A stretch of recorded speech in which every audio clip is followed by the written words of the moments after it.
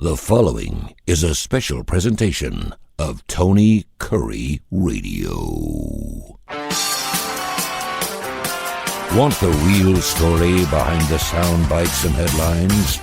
Let's find the facts. Remember, it's not a conspiracy theory if it's the truth. You are not paranoid or confused. You just need to know. Welcome in, everybody. A brand new week. It is time for Need to Know on TKR. Kip Keefer with you as per usual on Monday morning, presiding over a brand new week. And I had so many different ways that I could go this week. I was going to do a show and just to kind of give you the evolution of how these things come together every week.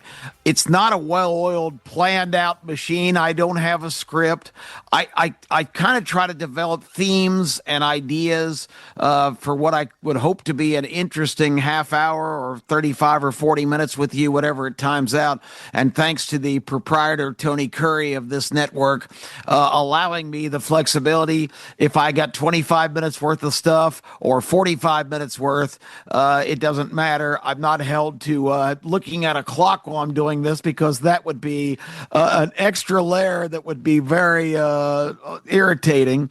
The nice thing, of course, about podcasting is you don't have breaks. I mean, some do. They get out and sell sponsorships to their podcasts, but it's pretty much straight through my thoughts.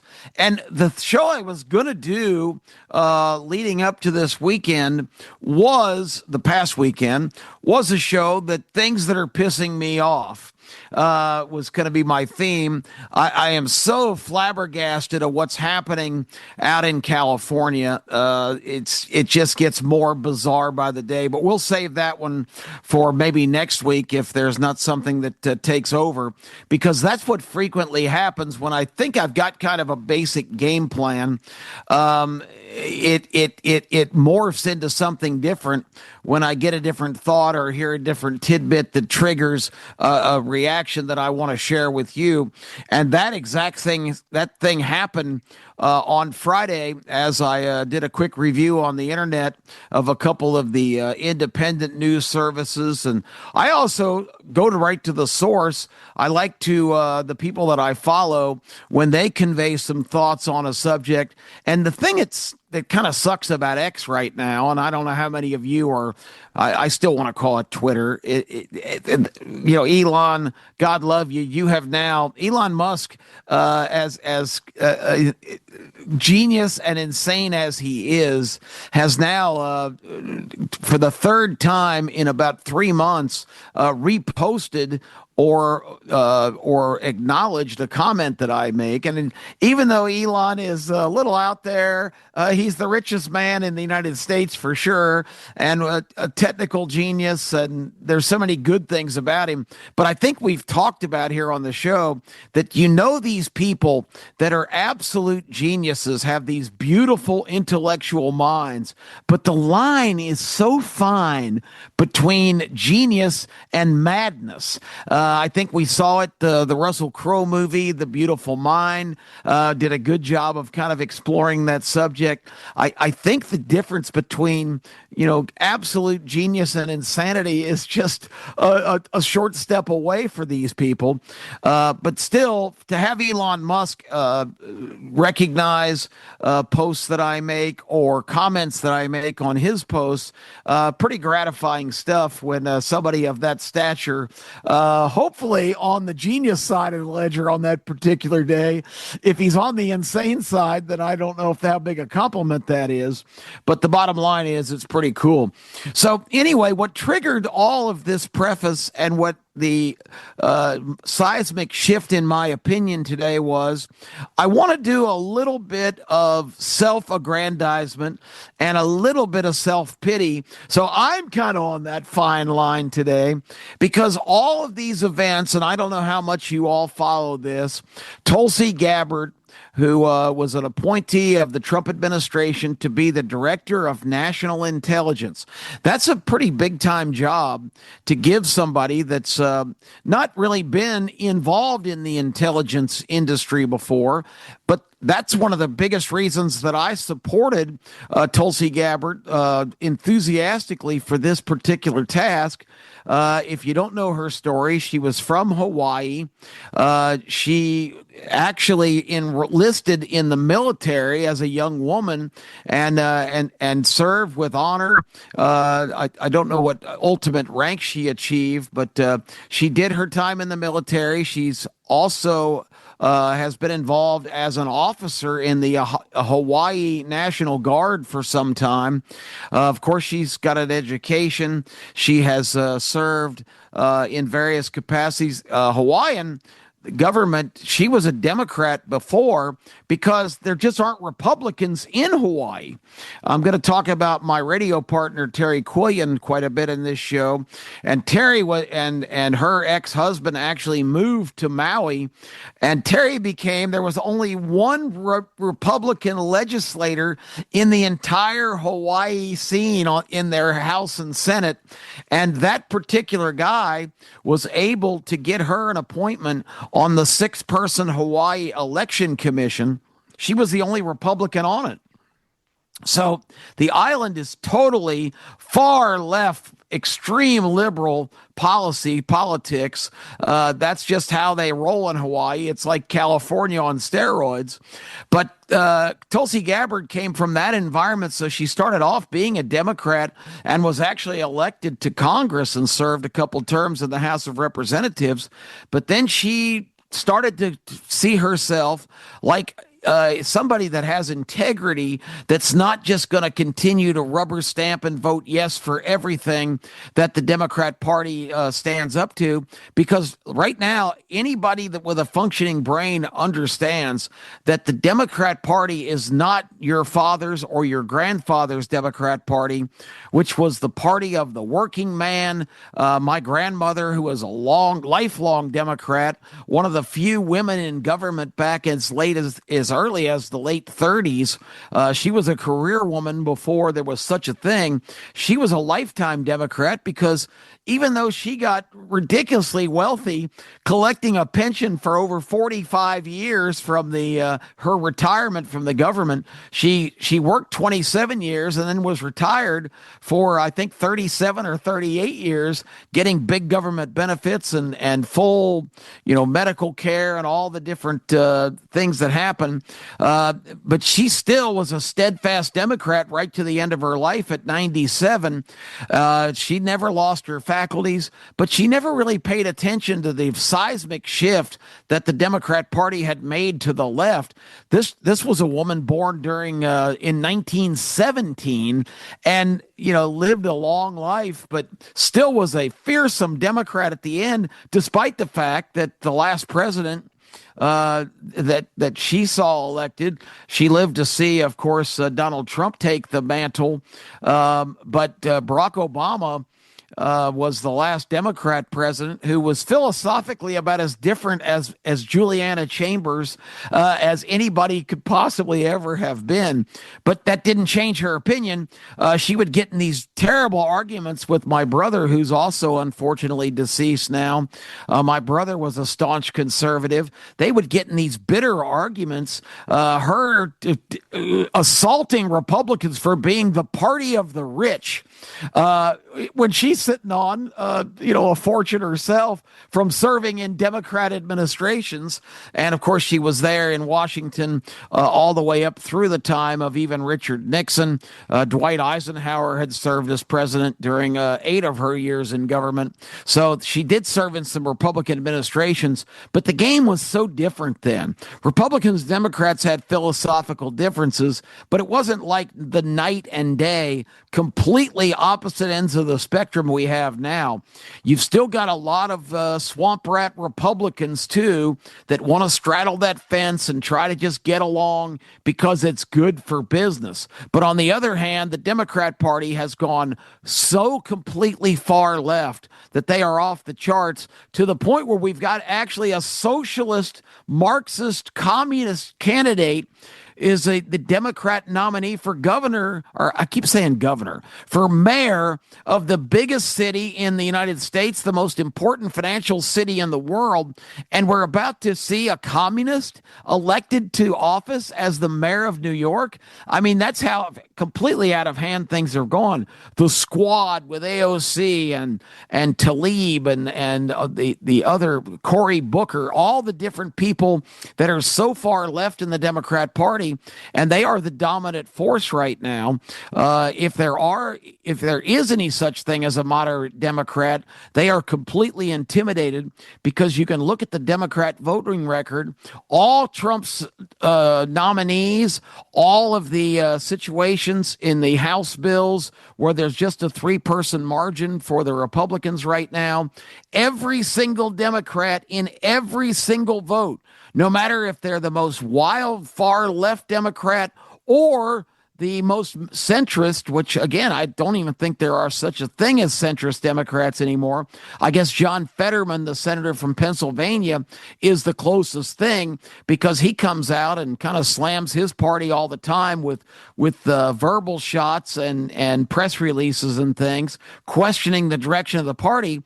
But John Fetterman doesn't put his money where his mouth is because John Fetterman still votes against every Trump and Republican policy that comes up. His voting record is absolutely perfect. He has not ever stood up to the things that he's talking about because he's already being demonized in the Democrat circles for having an opinion that's not along the radical left party lines.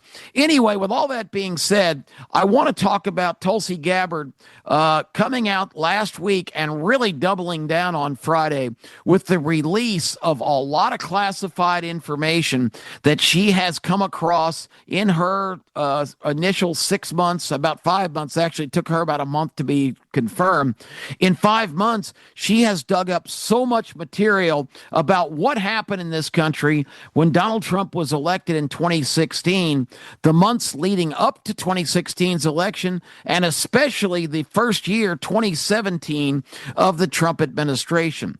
And what she has released is something that to me is extremely gratifying and totally validating, because what she has turned loose was notes handwritten by her predecessor in that job that was in the file that were kept by Clapper, the DNI under the Obama administration, right up to the time where Trump beat Hillary Clinton in the election. And without going into huge detail, because like I said, Tony gives me 35 or 40 minutes. I don't have an hour and 40 minutes. But I will tell you that these notes in the files from then CIA Director John Brennan, in the Clapper file, in the DNI archives, handwritten notes from a meeting that was held on January 9th of 2017. That's 11 days before Trump was to be inaugurated president and Obama was going to be retired after his second term, although he served a third term, as we all know, in the shadow administration of one Joe Biden. But I digress. The notes from Brennan confirm that there was a meeting on January 9th in the Oval Office attended by Brennan and Clapper and James Comey, the FBI director, and others. That Joe Biden was there. Basically, it was a complete report on everything that went on, because that day Trump had ordered, they had supposedly in the FBI and in the Department of Justice received information that the Russians were meddling in the election, and Putin strongly favored Donald Trump to be elected president in 2016, and they were trying to manipulate the election to make sure that Hillary Clinton didn't win. Well, okay, we'll get back to that in just a minute. So the meeting was held to present President Obama who all this was going on in the months preceding the election. They were trying to smear Trump. They were trying to embarrass him. They had come up with this document that's now known as the Steele dossier. Steele was a retired MI6, which is the British Secret Service, just like our Secret Service. That's where James Bond was employed and still is employed because 57 years later or 60 years later, we're still making James Bond movies. But MI6, former employee and now informant for the FBI. The FBI amazingly had just fired, basically, or not so much fired him. He wasn't an employee, but the last bunch of information they had gotten from Steele did not prove to be credible, and so they had just informed him that they weren't going to be using him because they were paying him hundreds of thousands of dollars for this alleged information about Russians, and he is working with a U.S. government official named Haskell, who later was appointed by the Trump administration. Unbelievably, she was definitely an Obama mole, but she was assigned to London at the time. She had developed Steele as an asset. And there's a lot of baggage in telling this story in great detail. But the bottom line is that meeting was held to present Obama with the findings of the U.S. Intelligence Service, the FBI, the Department of Justice, to try and dirty up Trump to the point where they had proof that he was an agent and was working in conjunction with the Russian government to be elected president. That he was Russian collusion was the term that was used. And the report that was given to Obama, he looked through it, he read through it, he said, this isn't acceptable. This is all in Brennan's notes. He said, I want you guys to go back and find me the proof because we know that this activity was going on. This is insufficient because they basically gave him a report that said they didn't find jack squat. They didn't find any collusion between Trump and Vladimir Putin. They found no collusion. They found no real tangible or substantive election interference in the American election. Now, for Russians to fool around with our election and us to do the same in their country and countries all over the world, trying to manipulate results is something that every major government and every intelligence service and spy service does. It's just standard operating procedure. So if the Russians had meddled in any way, it was probably more to try and determine information so they could be prepared for whoever won.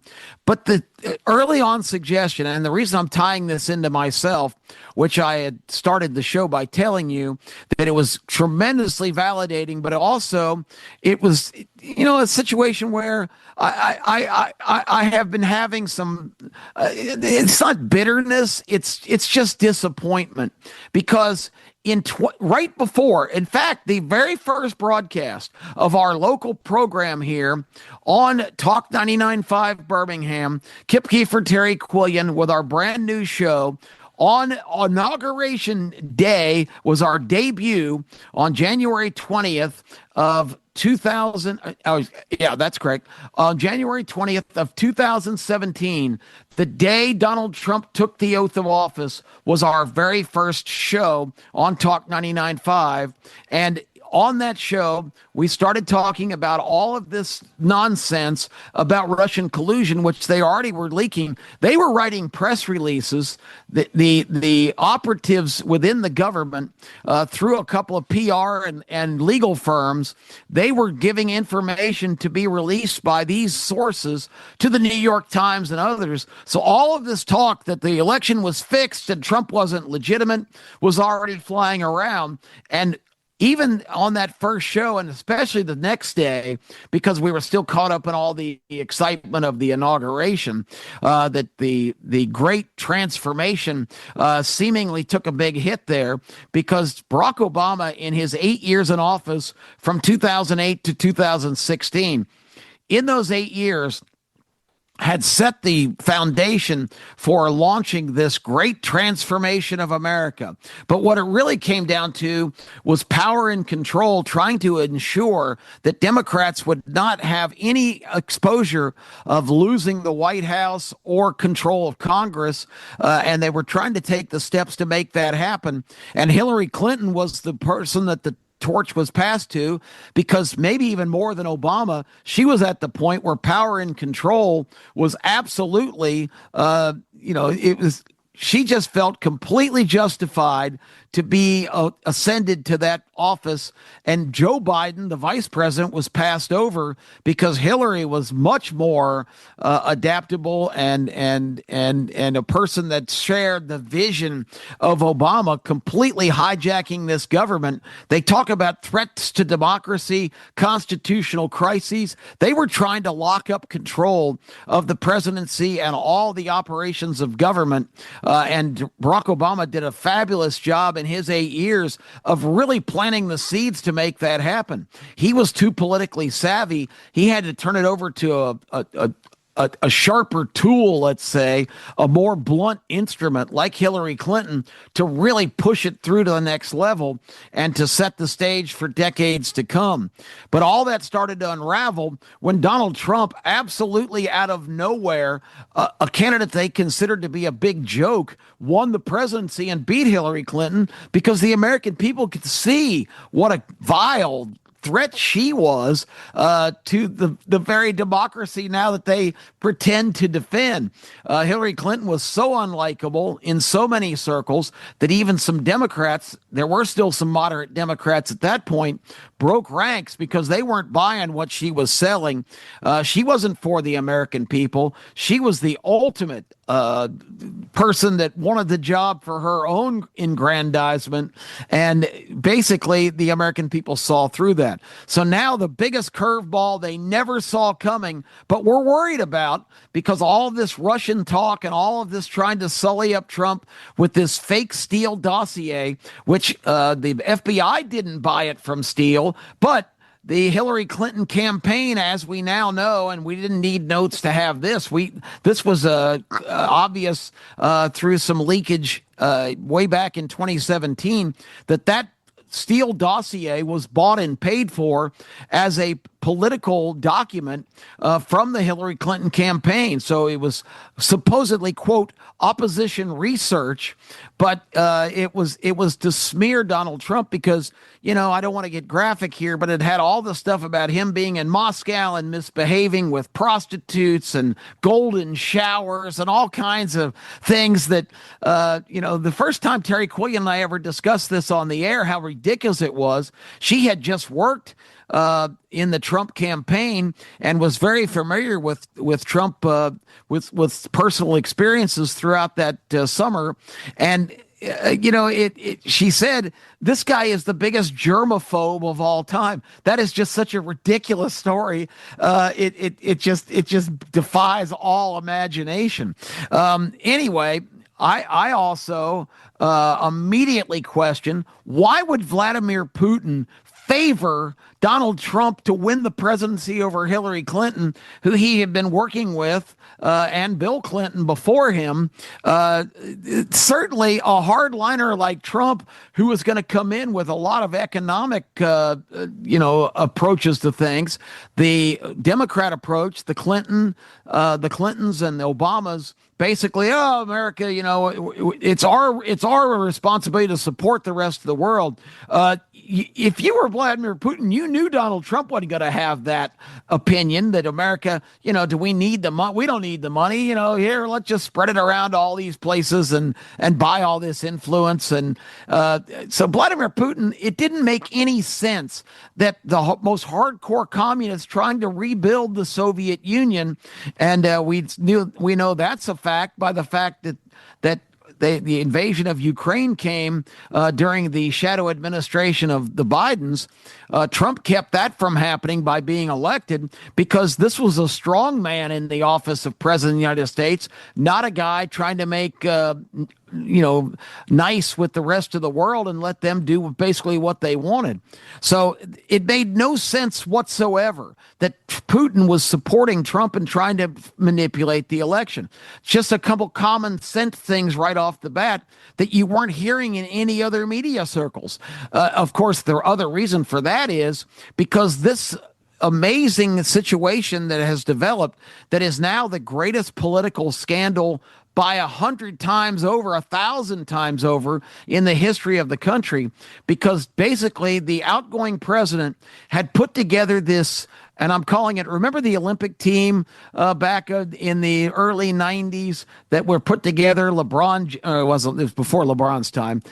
It was Michael Jordan and Larry Bird and Magic Johnson and all of the great players, John Stockton and Karl Malone and et cetera, the dream team that we finally got to put together to send to the Olympics when professionals were allowed to compete.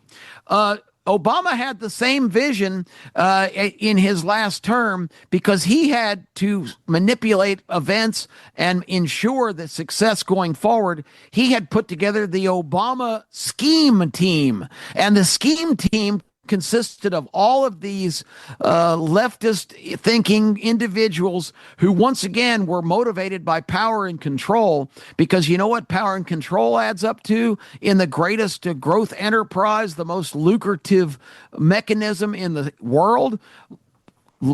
Power and control adds up to unthinkable wealth. It's all about controlling the money. It's all about enhancing all these people's ego and power, and also enhancing their opportunity to generate money. The bureaucracy, as we've been preaching the last few weeks in Washington, the fourth branch of government, the administrative state, is all to process and launder that money and get it in the pockets of everybody that's playing ball in government. That's what we've been living with. So the greatest threat to our country, our democracy, our way of life did not come from outside. It came from within, and it came from within our own government. I got inspired during this period over the next few months and all pretty much throughout that year, because by that time the original Trump administration had come across all of the texts between Peter Strzok and Lisa Page. Lisa Page was the chief counsel to the assistant director of the FBI. And of course, Strzok was the lead investigator in the FBI. All of those texts, they were being released in piecemeal, but not in chronological order. But when you kind of looked at it and put them in sequential order, it started to be a clear play-by-play of what was going on in this Obama post-term scheme team that he had left in place. And Donald Trump had gone in not knowing what he was getting into. He was not familiar with Washington and how it worked, and left way too many of those people involved. And it came back to blow up in his face. Remember, right away, Jeff Sessions, the pride of Alabama here, had been appointed as the DOJ, as the Attorney General, and lasted less than a week before recusing himself on anything having to do with the Russia investigation, which opened the door in the Department of Justice for all the leftovers from, ironically, the last director was my radio partner, Terry Quillian's sister, Sally Yates, her only sibling. So talking about being immersed in the story, I had angles from every direction going on there. We had press from all over the country coming in and filming our show because they found it absolutely enticing that Sally Yates, the ultra-left acting attorney general before Sessions came into office, and her sister, Terry Quillian, was completely on the other side doing conservative talk radio in Birmingham, Alabama. So I got kind of pulled into the story and just became obsessed with trying to make sense of all this.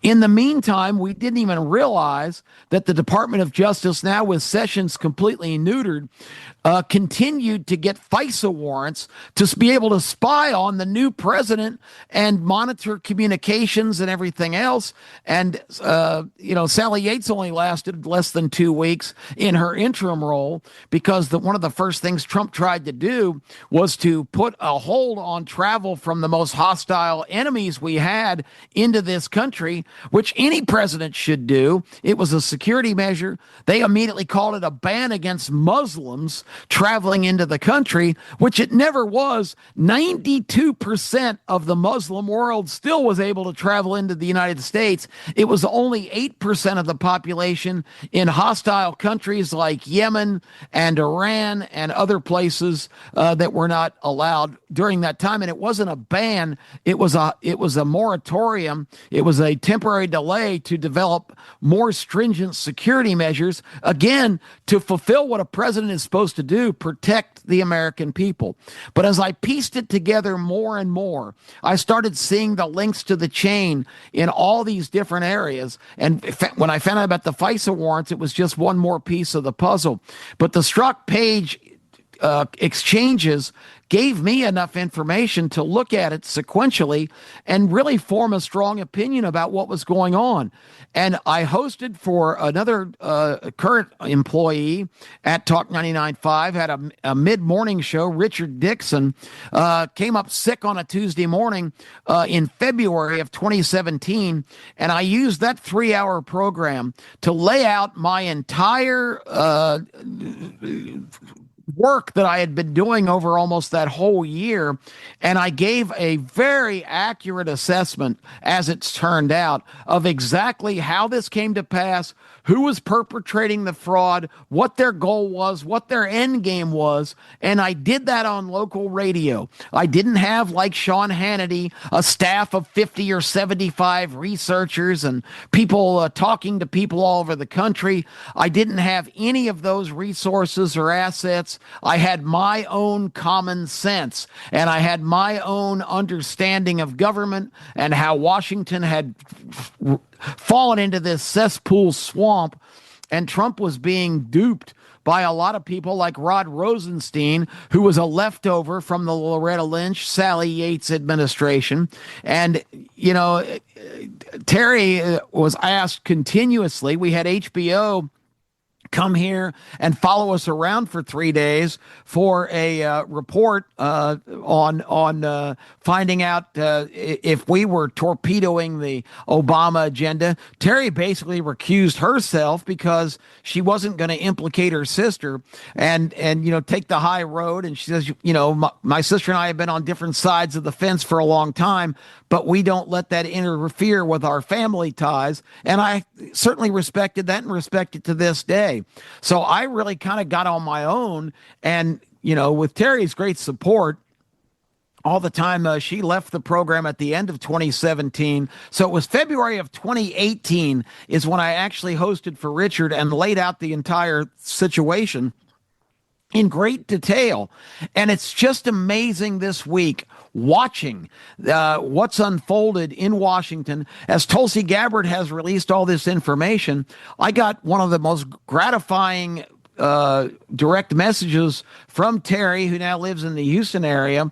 She's still on sports shows with us and is a fantastic broadcast partner to this day. But Terry sent me a copy of some of the pages from Gabbard's released information, and she said, I was reading this and I just couldn't believe, because I remember distinctly us talking on the day of your broadcast, because she had called me that night. She had heard my broadcast on the Richard Dixon show. And she said, I just remember there were things that you said on that show that day, word for word, what's now come out officially about what happened in this situation. And as ecstatic as I was, and I started doing my own reading and came across the conclusion that at least 90 or 95% of the information I devised on my own, without a staff, without help, without researchers, just depending on one thing, common sense of piecing it together, putting it sequentially, and looking at it and not forgetting important details. All of that added up to me being 100% right about that. But by the next day, I was kind of melancholy about it, because I was thinking, what an opportunity to be so right about that, but not really be remembered or acknowledged for it. It was kind of devastating a little bit from the standpoint that I don't have a regular political show now, and I certainly appreciate Tony giving me the opportunity to do Need to Know to talk about these things. But I have, just by whatever reason, developed a tremendous amount of expertise, and I'm at a stage where, and I hope this doesn't sound braggadocious, but I can see right through all of the screens, all of the diversions, all of the BS that's put out there, and I can see clearly what's going on now with unbelievable clarity and accuracy. And again, I'm not trying to blow my own horn. Obviously, nobody else is noticing. I don't even have a regular terrestrial political show. I'm still very active on X and other places, but the Obama scheme team was assembled basically to completely railroad this country in an opposite direction, besmirch Trump, and put him in a position to be ineffective and unpopular in his first term.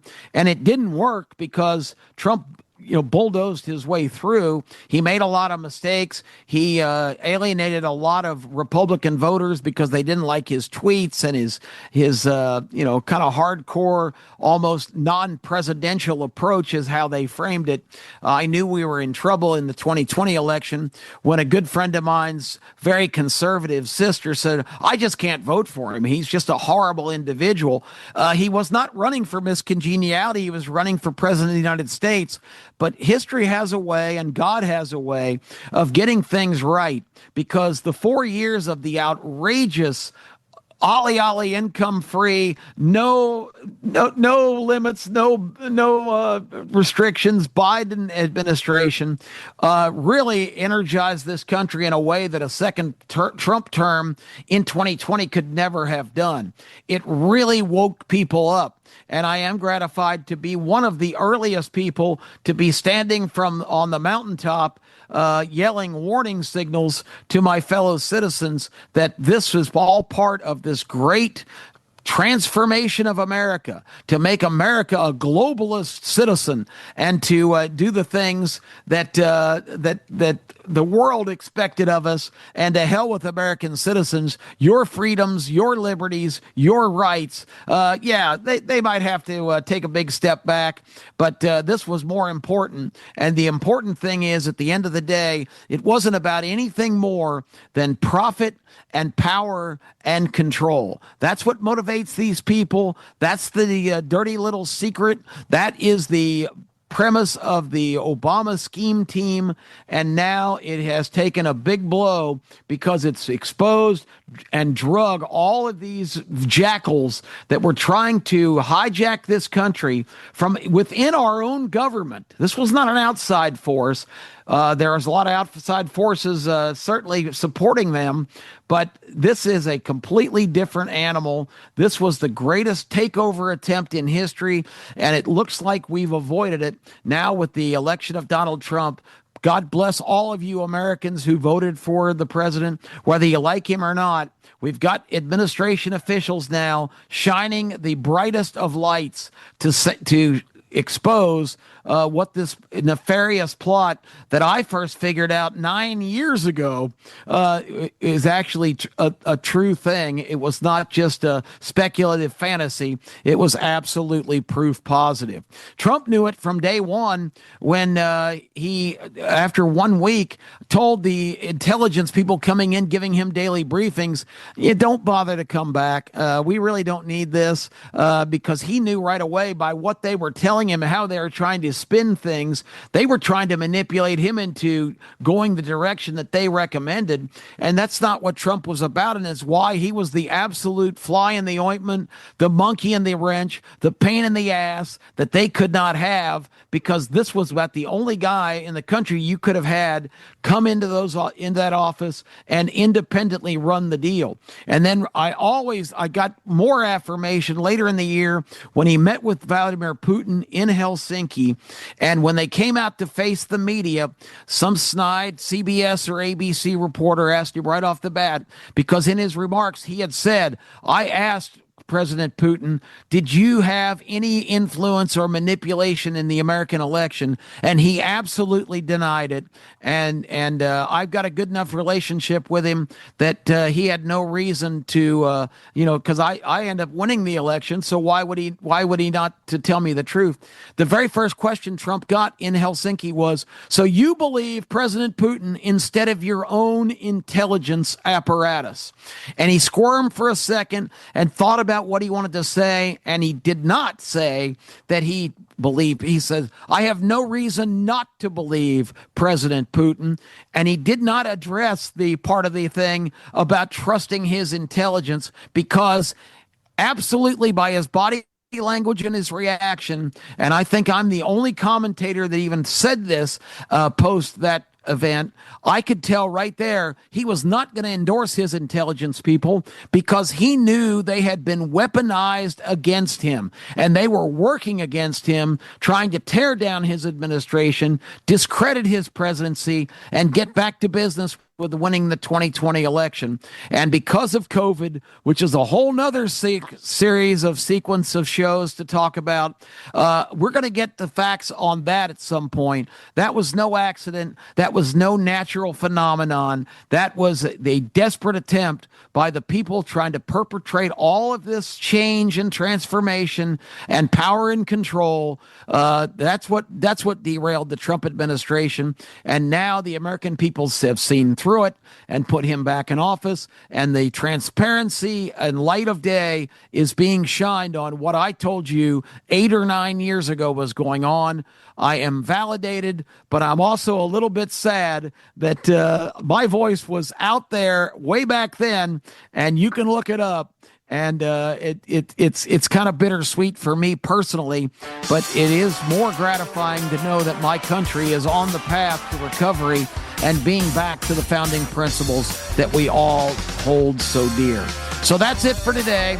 Kip Keefer celebrating and whining at the same time, but also telling you that all is well now, because we are back on the right track. And the threat of the great transformation, at least for now, has been severely damaged. Trump flattened the Iranian nuclear objective, and also Tulsi Gabbard this week dropped a mother of all bombs on the nefarious Obama scheme team, which in some circles still exists, but has been severely damaged and almost completely decimated by this week's events. I'm Kip Keefer. That's Need to Know for this week. We'll be back next Monday with more. Thanks for listening. This has been a special presentation of Tony Kurre Radio.